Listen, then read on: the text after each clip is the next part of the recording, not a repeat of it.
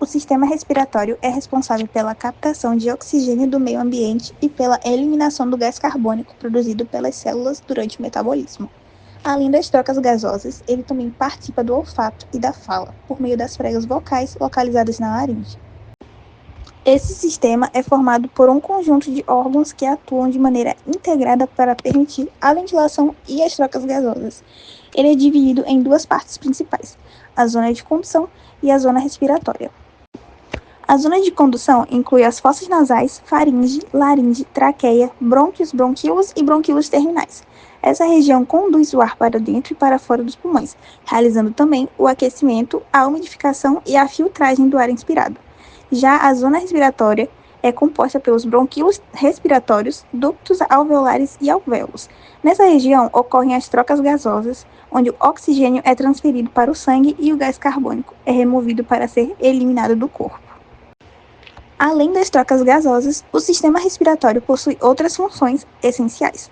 Ele regula o pH corporal por meio do controle da eliminação de dióxido de carbono, participa da defesa do organismo ao impedir a entrada de partículas e micro-organismos e possibilita a vocalização com o fluxo de ar através das pregas vocais.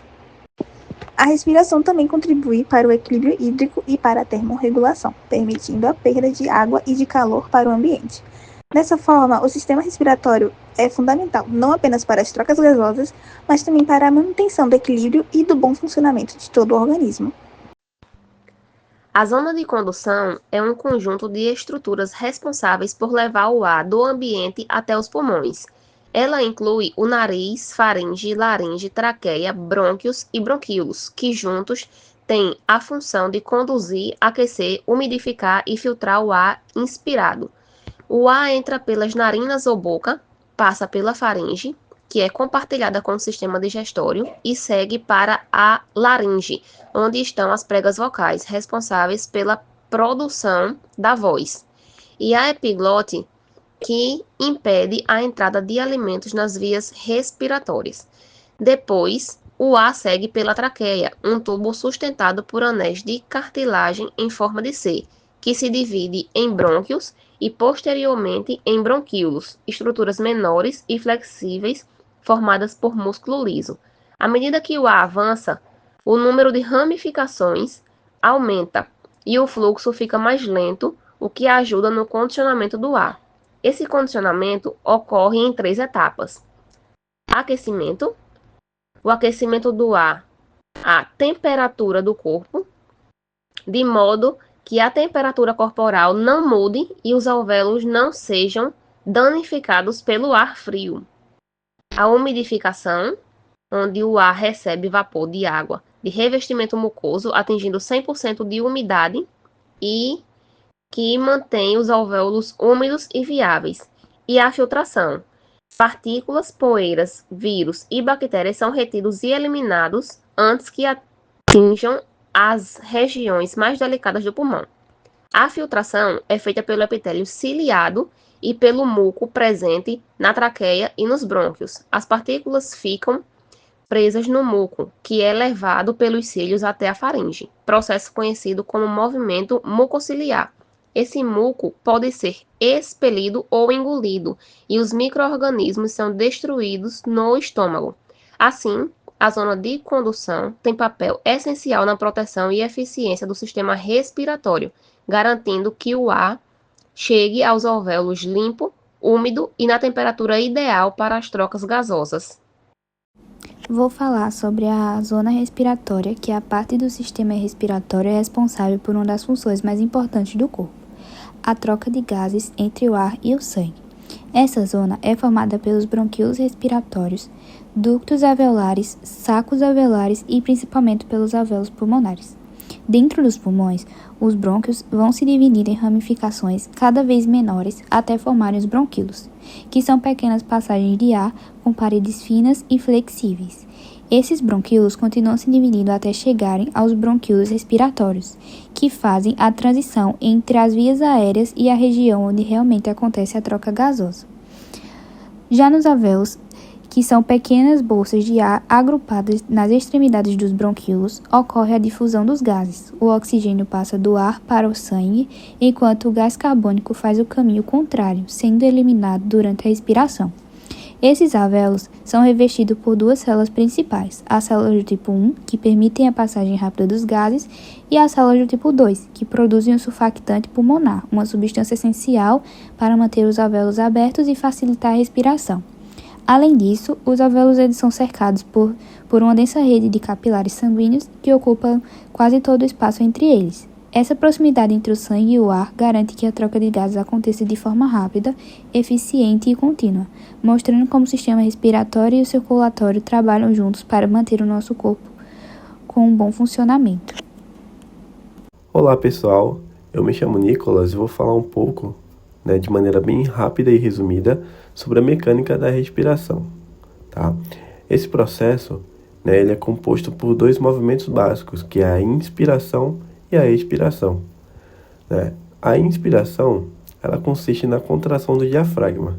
Essa contração ela faz com que a caixa torácica se expanda e cria uma pressão inferior à externa, causando a entrada de ar e assim ocorrendo a inspiração.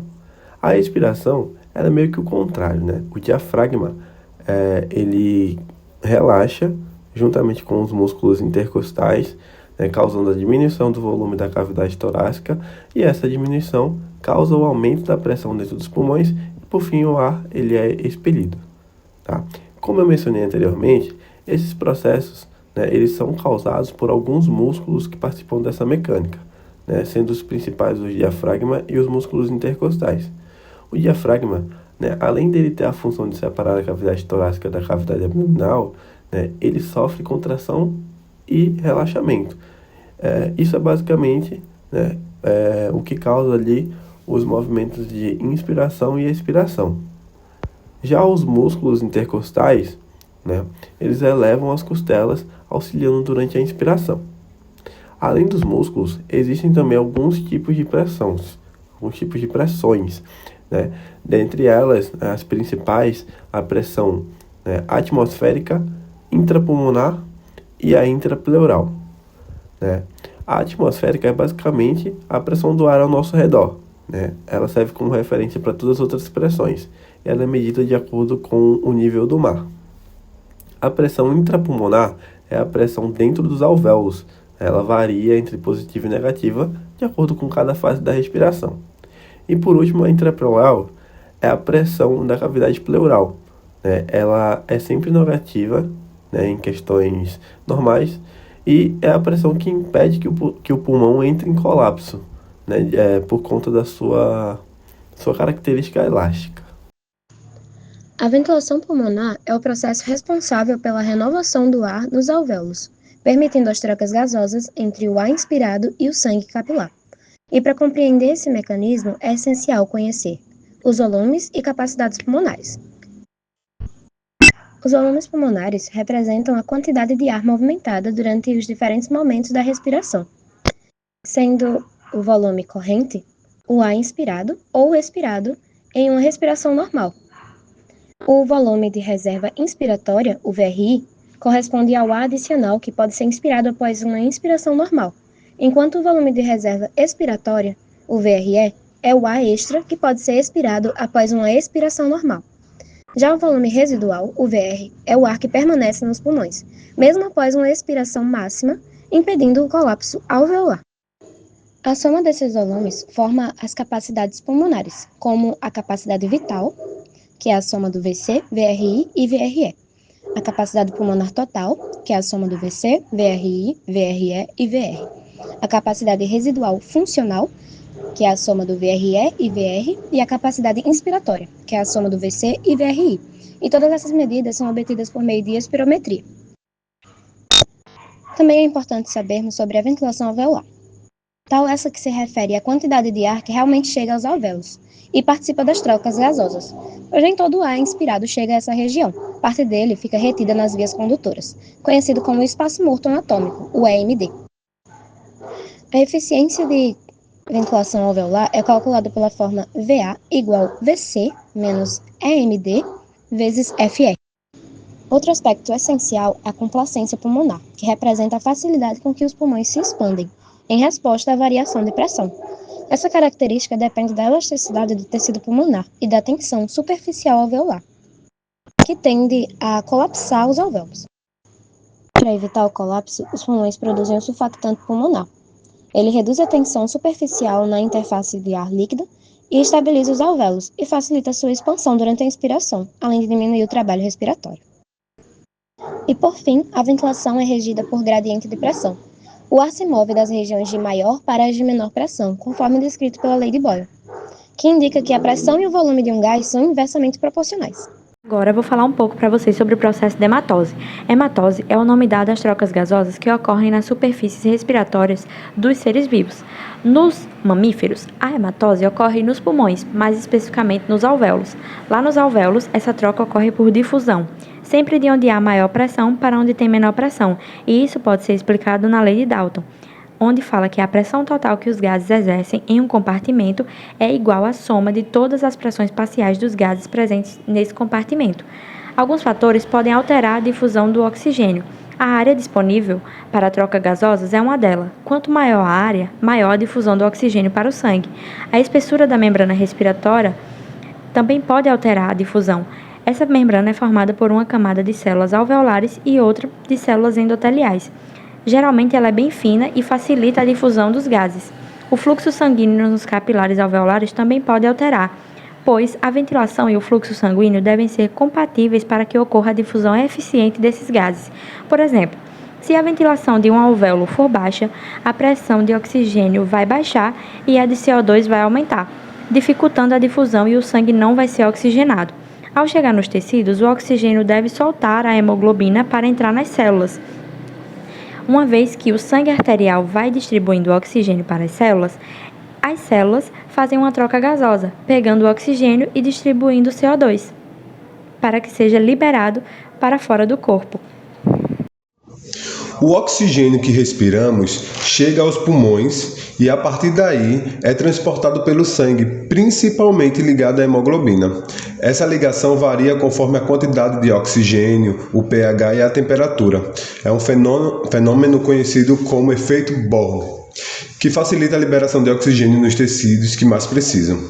Já o gás carbônico, produzido pelo metabolismo celular, é transportado dissolvido no plasma, ligado à hemoglobina ou convertido em bicarbonato, que é a principal forma e desempenha um papel fundamental na regulação do pH no sangue.